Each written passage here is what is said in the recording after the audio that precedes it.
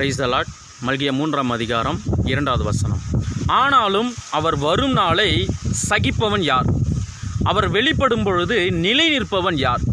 கிறிஸ்துவுக்குள் பிரியமானவர்களே, கிறிஸ்து இயேசு 2ஆம் முறையாக இந்த பூமிக்கு வரும்பொழுது நம்மால் நிலை நிற்க முடியுமா?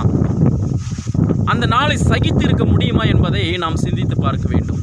ஆக யார்தான் சகித்து இருப்பார்கள், யார்தான் நிலை நிற்பார்கள் என்று பார்க்கும் பொழுது சங்கீதம் 15ஆம் அதிகாரம் 2வது வசனம்.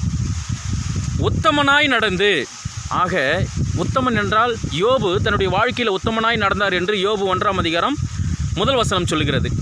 ஆக உத்தமன் என்று சொல்லும் பொழுது பரிசுத்தமுள்ள ஒரு வாழ்க்கையை வாழ வேண்டும்.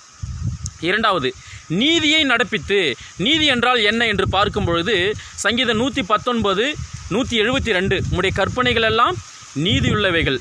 ஆக அவருடைய 10 பிரமாணங்களை கடைபிடிக்கிறவர்களாய் இருக்க வேண்டும். 3வது, உம்முடைய சத்தியத்தை பேசுகிறவன் தானே.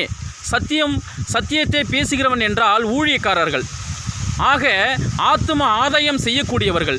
இந்த 3 குணாதிசயங்களும் நம்முடைய வாழ்க்கையிலே காணப்பட வேண்டும்.